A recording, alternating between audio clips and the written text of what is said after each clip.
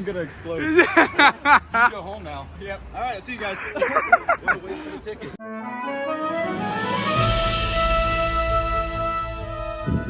Welcome back to the Bluesy Bro Chachos. We're here in Orlando, Florida. We've got the Universal Monster shirt on. That means that we are going to Spooky Empire. We're gonna go meet up with some friends. You're gonna get to come along. Let's go. It's happening. It's happening. You look like you're in a band. Dude. No, I'm not. Of Yes, course. he is. Yes. He's an Aerosmith. That's right. Okay. Steven Tyler's son. He should be in a He band. just doesn't know it yet.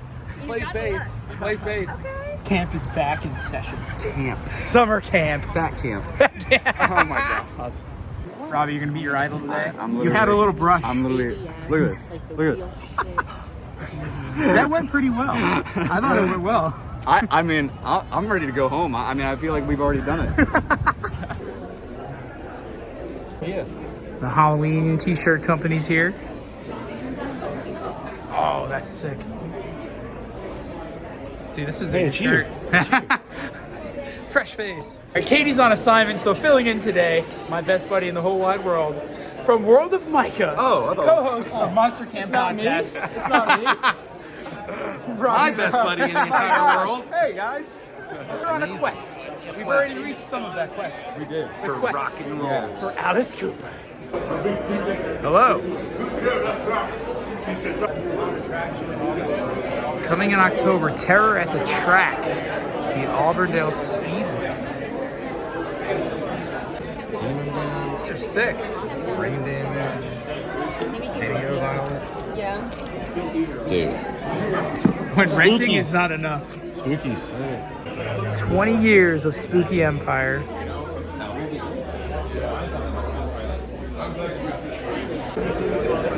Here's the impressive lineup this year for Spooky Empire with the man, the myth, the legend himself, Alice Cooper. Cast of the Blair Witch, Malachi. Oh, sick.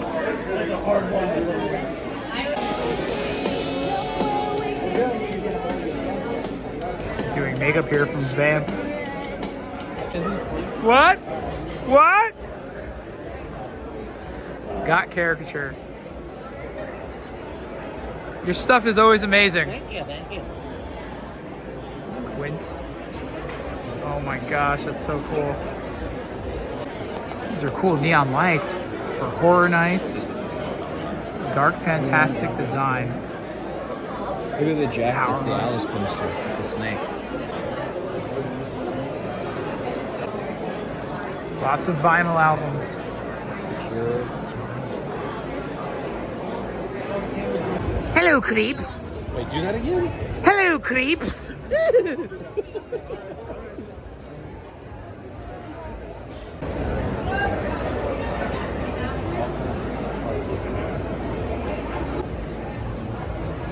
Sick. Okay, crematedplastic.com, the only place where you can get your very own Captain Jake's Amity Boat Tours ride vehicle. Oh my gosh, these are awesome. The 8-passenger DeLorean.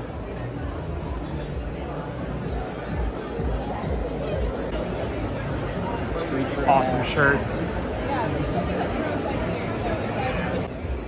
We're gonna make America sick again. This.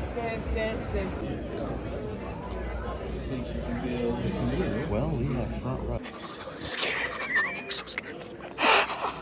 Well, we are here today to talk about the Blair Witch Project. Thank you. Eduardo Sanchez. Let's give him a round of applause. Woo!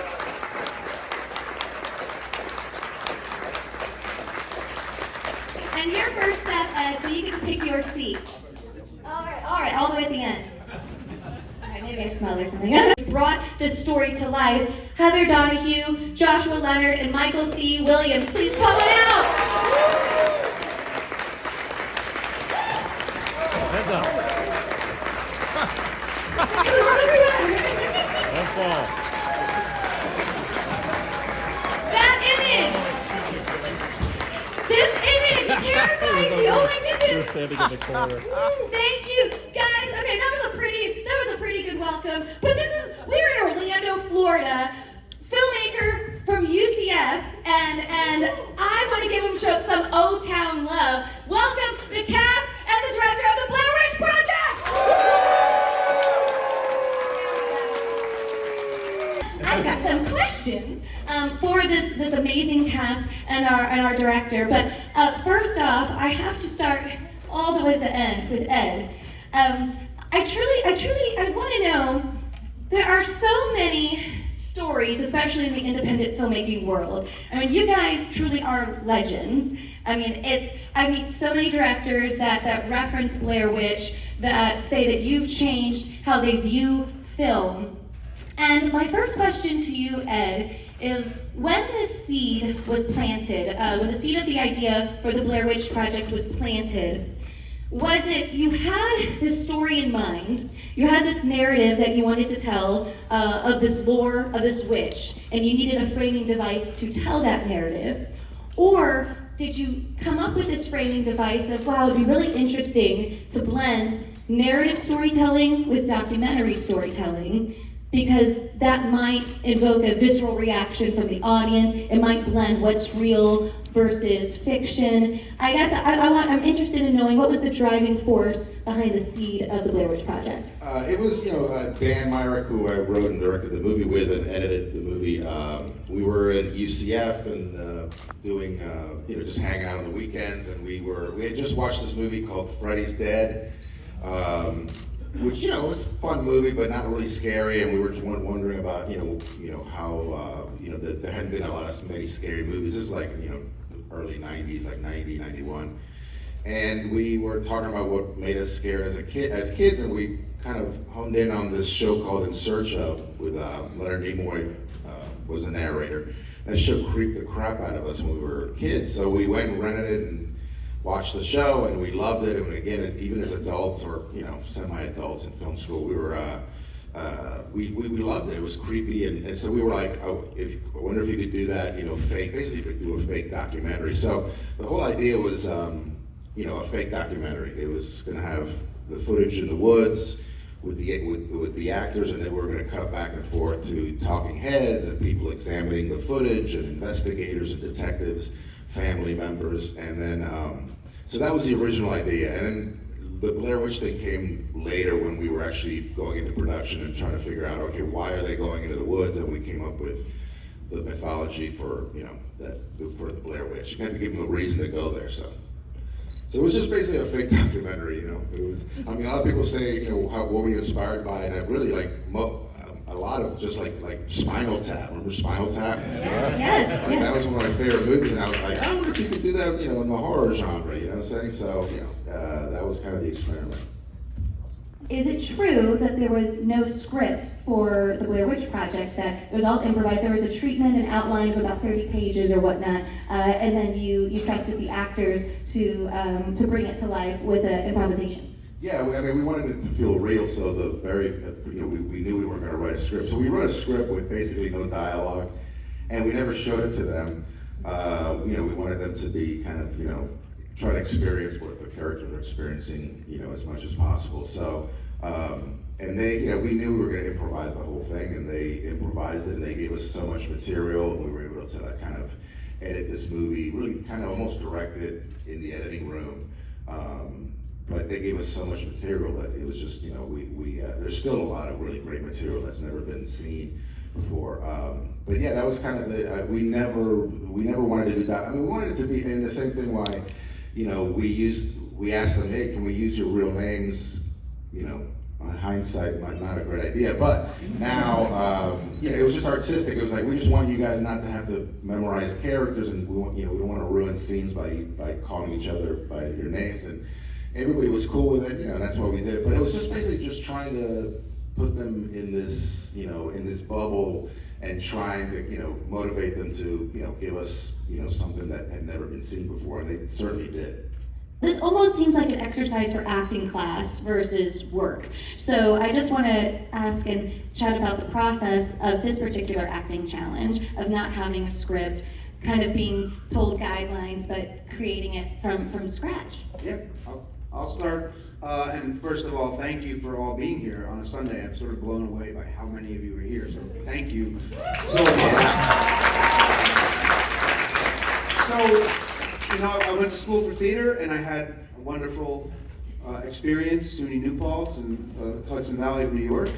And hell yeah, let's go Hawks. So our professors were great, particularly this woman, Beverly Brum, rest her soul, my coach, my life coach, and a hell of an acting teacher. And every scene that we did in a scene study class, or whether we were doing a show, we always improvised the scene. So she'd be like, all right, put the scripts down, now do it in your own words. I mean, like, everything was improv based because it wasn't about the words anyway. It should never be. It's about, like, what's happening behind the words. So, as you know.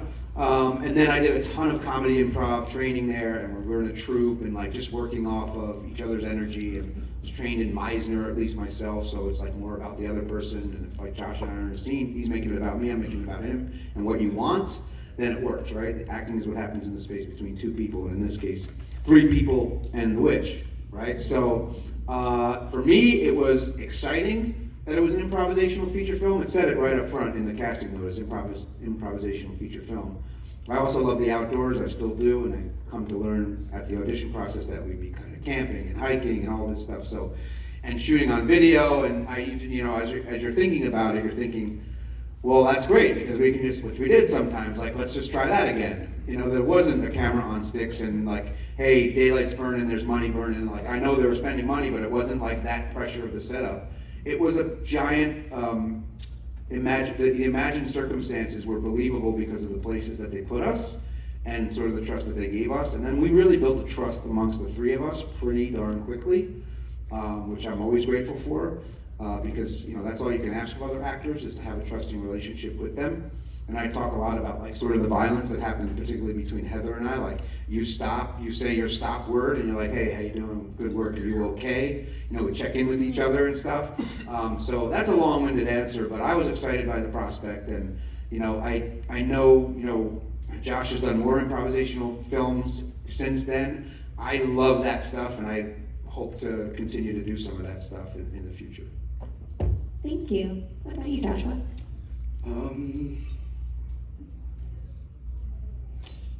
Yeah, I mean, I think Mike said a lot of it. Okay, is that better? I would say, especially at that point in what later became what I called a career, like, I didn't really have a career. I was young and in New York, and I think for myself, as well as for a lot of people who get into the creative arts, the heart of that, so much of the impetus behind doing that is experimental, is trying things that feel uniquely yours or uniquely collaboratively yours, and trying to do things that nobody else has done before, that make people feel a way that people haven't felt before, and often that doesn't work out, but I think you said something that I found really interesting, and I found it kind of catching in my brain, which was the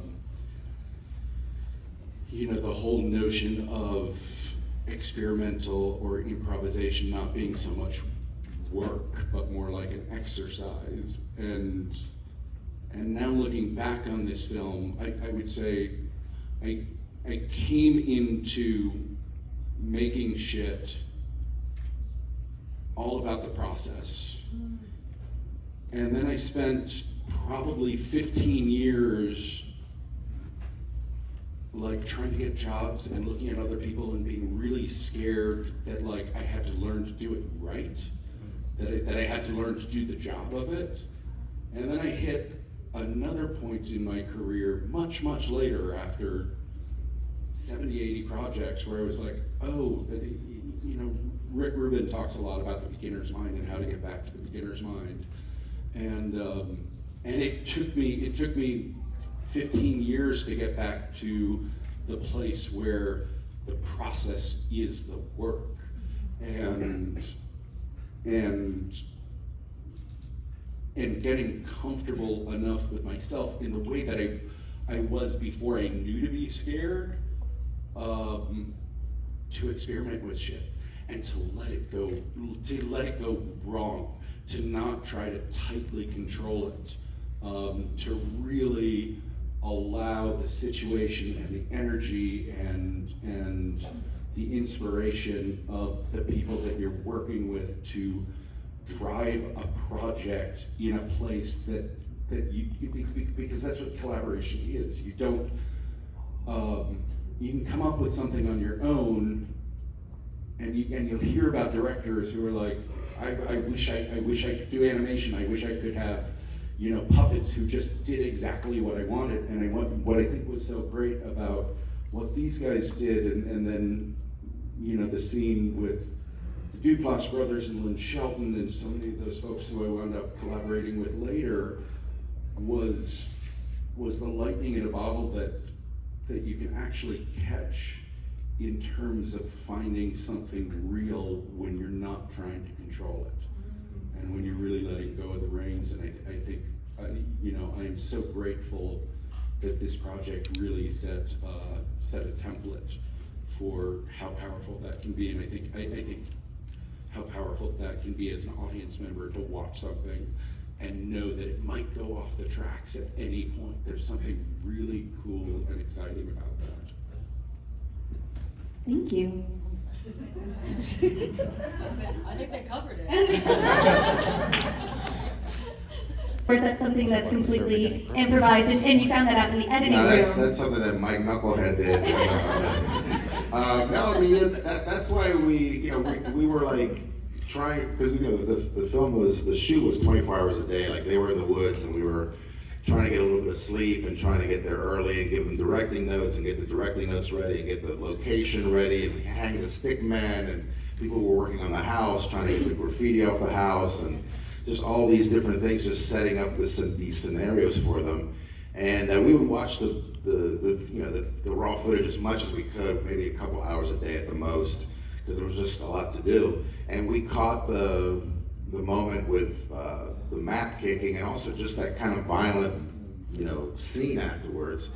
And we were just like, holy shit, like, because that was something that we had never, scripted. And this is the kind of thing, like what Josh was saying, is that Blair Witch taught me that, like, sometimes the best thing you can do as a director is just to back away and let, the people that you hire to do the job. And I still do it to this day in television. Sometimes you just gotta let people figure it out, give them a little bit of, direction, and then let them, do what they gotta do, because, there's so many talented people. And these three were very talented, and they knew what they were, doing. So it was basically the surprise scene of like, holy shit, he kicked the map, and then Josh's reaction and Heather's reaction, and just so powerful that, like, and I always bring this up about Blair Witch and about a lot of found footage movies, like, there's so much action and so much acting going on that you don't see. Like, in most films, when a character speaks something that's important, the camera's on them, and then they cut to the other camera, and then, the Blair Witch was almost like an audio drama, you know what I'm saying? And it's just so powerful because you're imagining what, oh my God, a bunch of how Heather's face is right now, or Josh, and then you see Mike's reaction to them, and it's almost like scary or so. But that scene completely blew us away, and we knew at least we had something special. We felt like that was one of the first times we were like, all right, maybe we're onto something here. Now, speaking of that something special, when was that precise moment in the editing room because you said you had hours of footage. How many hours of footage did you have? We had like 22 hours of footage. To sift through, okay. So after 22 hours of footage and you're whittling that down, when was that moment in the editing room that you knew you had something special? Because it's kind of an experiment up till that point. I mean,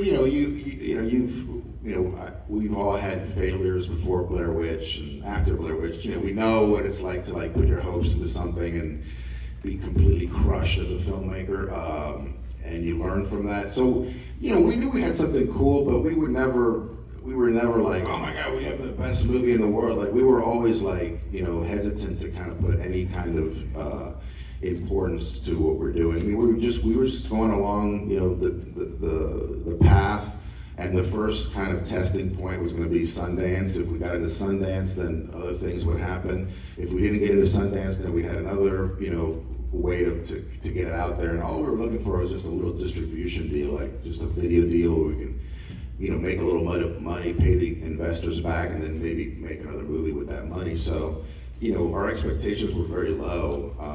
But, we knew we had something special. And there's so many moments, definitely Heather's confession, when we saw that, we were just like, just like we couldn't even talk. But there's, everybody has these crazy moments. There's just so much, like that whole scene when Josh is, what's your motivation? Like, it's so wrong, but it like, you understand why he's feeling that way as a character. And it was just like, there's so many moments with all three of them that just like, and there's these tender moments, like after Josh leaves in the tent where Heather's, I think you're mending Mike's pants, like this, it's just like this, such a tender, like, like this moment of like, and I don't even think, you don't even see Mike. Mike's just talking and she's doing this with the flashlight, and their friend is gone. This is right before they hear him, yelling from in the woods. It's just like, for us, it was just like these actors brought this thing to life in a way that we never thought was possible. But again, you got to kind of keep it cool and not, get too crazy about like what you think you have until, you get a little, just feedback about what it is. So, we try to keep it cool. Feel that it worked and that it made an audience feel something really viscerally. And that's ultimately, like, your audience, it's another thing, because I just assume there's a lot of creatives in here. The amount of years that it took me to take hard notes on something that I'd written or something that I'd made and not go, but it's in there because and in my head it made this whole thing doesn't work if you don't have that. And to shut my mouth and to go like, oh, you're the audience. You're telling me the experience that you're having with this, and I'm never like that is somebody giving honest feedback on something that you make, of the way it makes them feel in the places that doesn't make them feel, for me has been the greatest and most humbling often gift as an artist, to listen and say thank you. And sometimes 80% of the time, unless somebody's really fucking smart, the note that they're giving and how they suggest you fix it is not going to be right or work for your thing. But if you can look beyond what their suggestion is and figure out what they're actually missing, what the impediment is between what you've made and it connecting with them, it really gives you a clear path to this beautiful form of communication that is, create, Walter Hobbs, one of my favorite gallerists, had a quote that said, art offers the possibility of love between strangers. And I always loved that. I always loved that idea that the people who have made things that have gotten me through my life, and then, the handful of things that I've done that have really spoken to other people, like that love language between strangers is, it's like breath in a dust storm sometimes. Like, it's kind of what gets us all through. Question: Were you haunted by the film as much as the audience was haunted by the film? In very different ways. Yes. We'll just leave it at that. Yeah, it's a tough one to answer. Everything that you love also breaks your heart. So there's some of that. But not actually scared, no. And I enjoy standing in people's corners if you haven't noticed. It is a lot of fun. And I love a good toothpick. So. Question up here.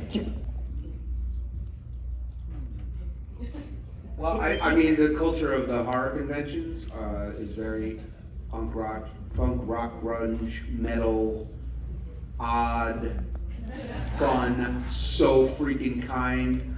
Honestly, like, it's a really cool community. I'm a big fly fisherman, and I believe in communities, and like, then I started climbing walls, like rock climbing with my daughter, and that's a cool community. Like, I just like to find kind communities, and I will say the horror folks are some of the kindest in a community. So you guys, I mean, that's, to me, that's what it's about. So being kind. What is your favorite found footage show? Host. Ooh, which one? Yeah, Jed Shepard's Host, 2020. It's basically a possession on Zoom. I thought it was just so crafty and thrifty and cool and Especially during quarantine. cutting edge. Yeah, I mean, it just hit home because we were all staring at, and still, a lot of us still staring at screens. What about you, Josh? I don't know if I have a favorite. Okay, well, Heather? I don't know. I know you gotta have one. I mean, I have a few favorites. I think Wreck is a great one. Host is amazing. There's one called that doesn't get a lot of attention called Europa Report, which is a great science fiction found footage movie that they actually spent some money on. And then Paranormal Activity, I think, is freaking, scared the crap out of me. The first one, yeah. And then even Cloverfield, Cloverfield introduced. Cloverfield made found footage. All right, our final panel of the weekend. Before we do get things underway, we can turn the music down. We do have a microphone located right over here. When your host prompts you, you guys can line up one question per person, and I kindly ask that you guys line up along the side of the room, just so we can keep the aisles clear. All right, so I'm super excited about this. We do have a special host for the panel. So I have to say, and you guys will all agree, he runs the absolute best convention, and I should also say, the best party in the world. I am so honored to bring to the stage at this time, he's the man behind Spooky Empire. Make some noise for the one and only Peter!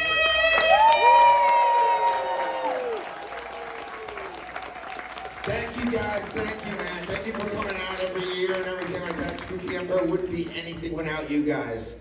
I want to get this Q&A going, and I'm going to do it this time. So this is my first time, so be patient with me. So everybody, stand on up, everybody. Let's give a loud applause to the one and only Alice Cooper.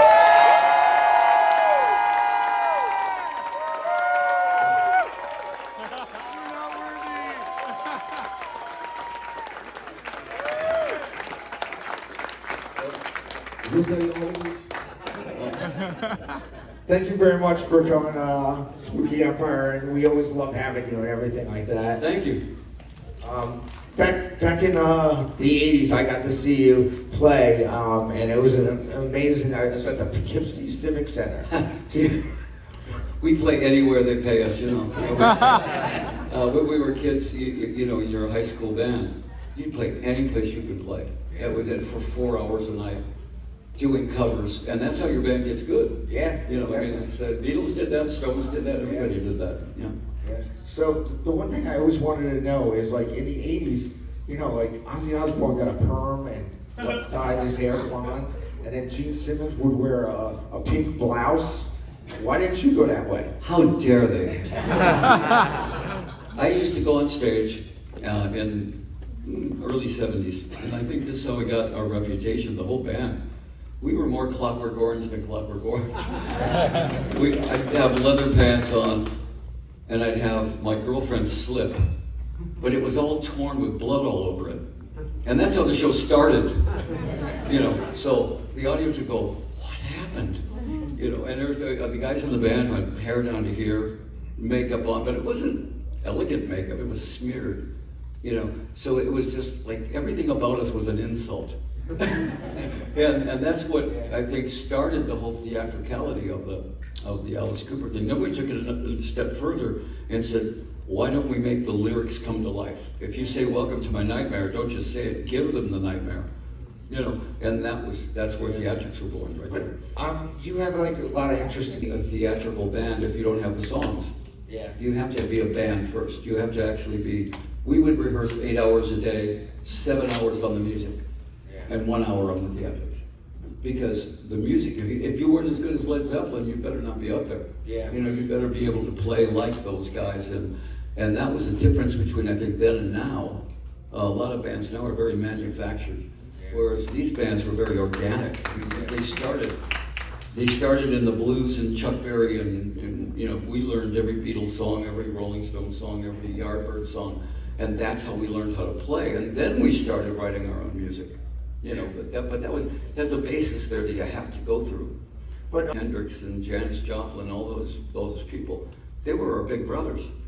You know, we'd be sitting around getting high with them and drinking and everything, and the next thing you know, 27 gone. I mean, that was weird. And the weird thing was that almost everyone that died at 27 was some kind of a world beater. They were people that really mattered. It was a weird situation for people to, you know, to live fast, die young, and have a good-looking corpse. That's pretty much what it was. Did like Frank Sinatra and everybody, did they hang out and party with you? Oh yeah.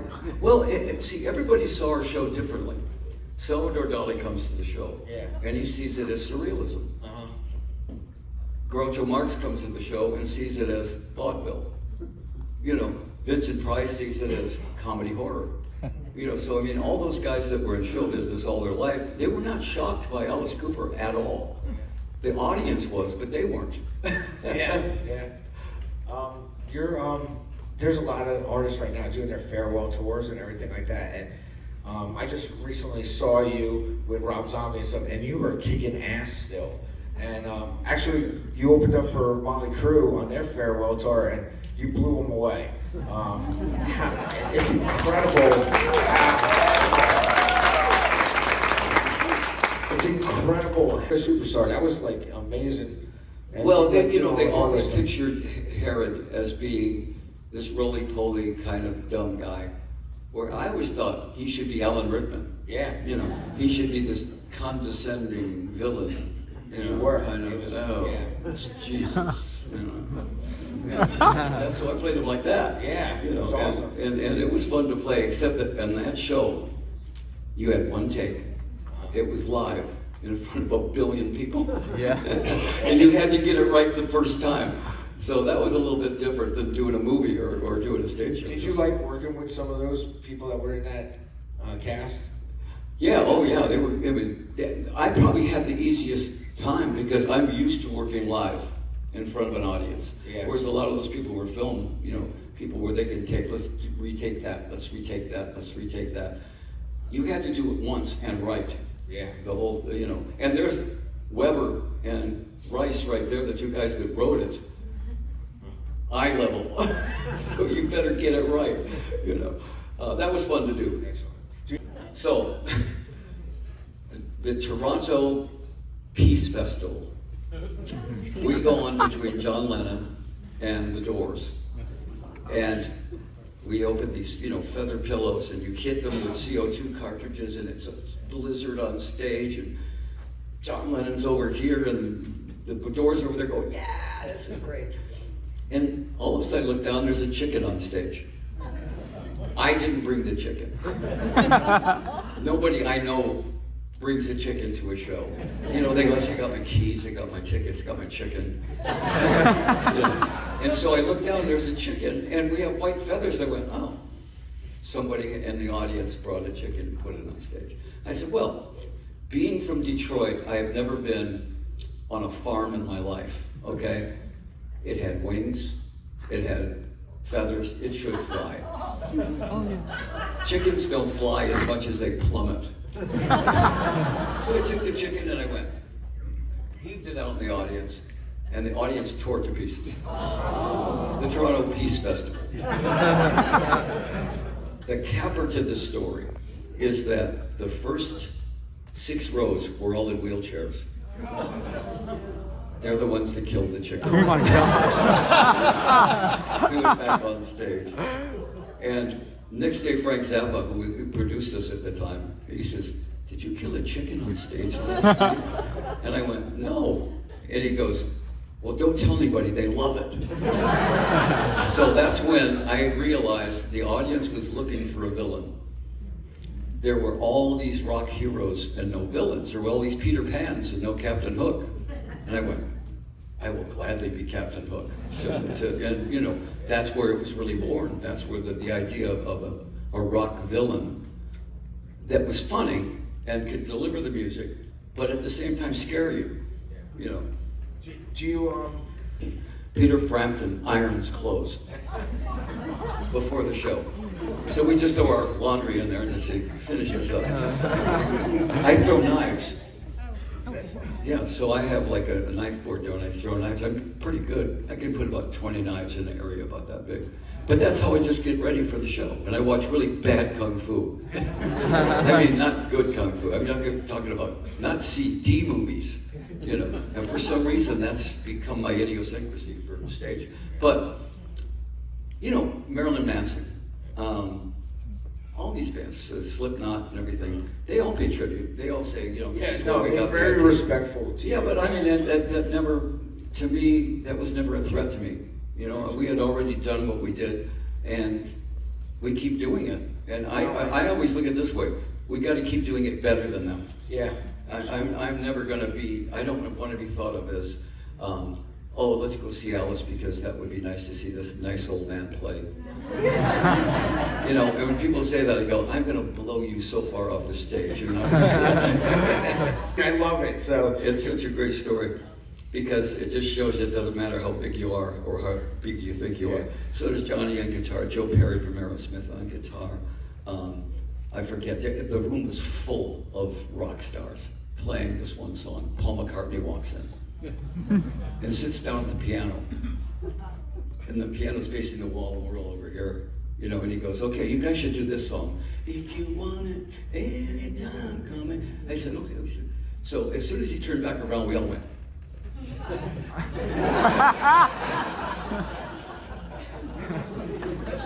We all did. As soon as he turned around, we were all, yeah. Okay.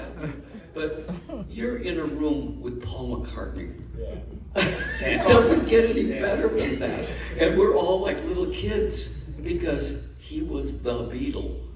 You know, he was the music. And he's just the nicest guy in the world. If he came to your house for dinner, he'd do the dishes. I mean, that's who he is. And he was immediately a vampire. He's a vampire now. And the funny thing was I said, well, you have to go through the initiation. And he goes, what's that? And I said, well, there's some red vines, licorice. I said, and there's guacamole. You have to dip it in there.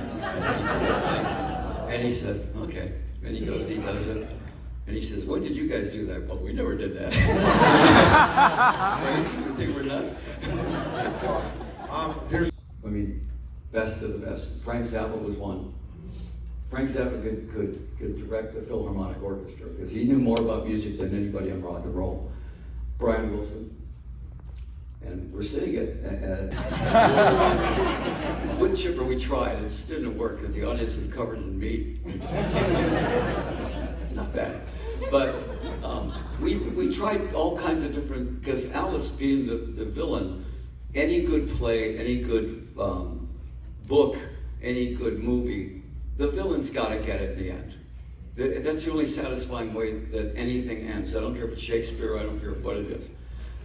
So Alice needs to get it in the end, and then he always comes back with a white top hat and tail, reborn, right? We tried to do the electric chair, and that was the very first thing we did, and it didn't have any impact because there was no sudden thing to it. The guillotine was, you know, I mean, when that comes down, it misses me by 8 inches every night. That's a 40-pound blade. And I always wanted the audience to have this feeling that they have when they go to the circus and they see a guy in a cage with lions and tigers, and he has a chair. A tiger could take that chair out in a second and kill him. And there's always that moment where you go, this really could be the night when Alice's head gets cut off. And it could, you know. So I want that element in the show. Same thing with the hanging. there's an immediate boom to it. When you can't do that with all those other things we tried, it was always either the guillotine or the hanging. You know, that was the only two things that were abrupt death right there. Thank you. Jim Henson, and I just love to hear something about that. You know, at the time, it was the biggest show in the world. I watched it, I had never missed it. And I get the call, hey, they want you to be on the Muppet Show. And this was at the top of when I was just absolutely hated by everybody, you know.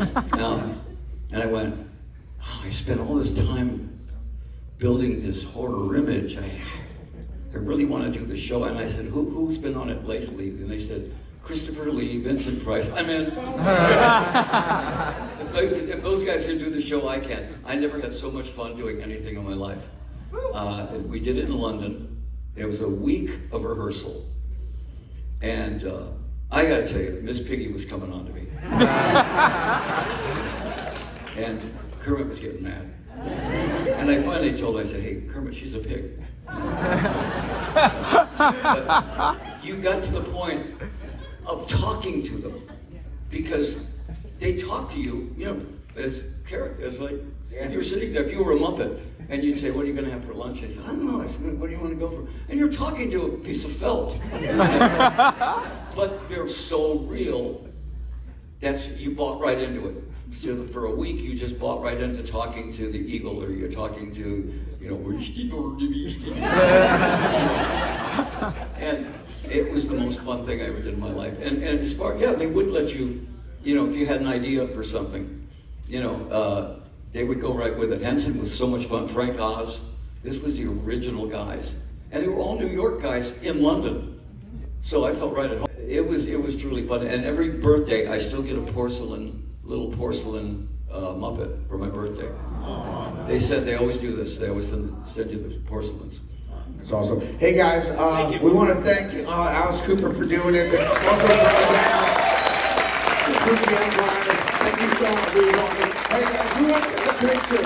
Can we all put closing on me? That's sick. Have y'all gone to meet Kevin yet? Not yet. Oh, go meet him. He's a joy.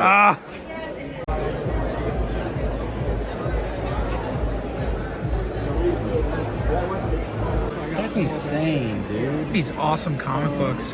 Fright Night. Fright Night, yeah. Steel poly bag, 3D glasses inside. That's so rad, man. Yeah, dude. That's cool. Yeah. Oh, yeah? New movie coming out. Hey, what's up? Ash slinging. Just put his sign in the tube. There he gets. It's happened. What The happened? quest. We did it. The quest for We Alice. did it. The quest for Cooper. Yes. We came Cooper's with one quest. goal I've in been mind. cooped. It was for Alice Cooper. And we did it. Robbie has been fulfilled. I can die. Yeah. I can die happy. This has been an amazing day. Summer camp is back. Spooky Full Empire is session. back. We're here, baby. Hope you all had a great time. I had a great time. I had an awesome time. Now, Yeah. it's time for us to say goodbye. School's out for Summer. Bam, bam. Well, there he is. It's Vigo the Carpathian. Oh. The singing is weakening him.